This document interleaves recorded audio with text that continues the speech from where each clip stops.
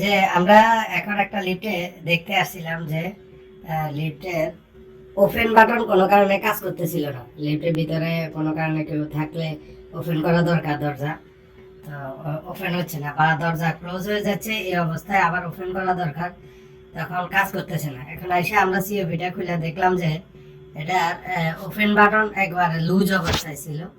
তা এখন আমরা আবার ফিক্স করে দিচ্ছি। তবে এখানে আরো একটা সমস্যা আছে, আমরা যেটা দেখলাম, আমরা এটা ফিক্স করি। ফিক্স করার পর দেখাচ্ছি আপনাদেরকে যে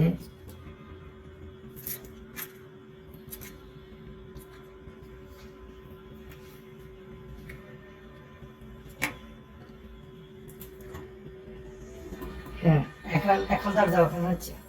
তবে সমস্যা হচ্ছে এই সুইচটার এলইডি জ্বলে না। ক্লোজে যেরকম এলইডি জ্বলতেছে, এই সুইচটার এলইডি জ্বলে না, তবে ওপেনে কাজ করতেছে।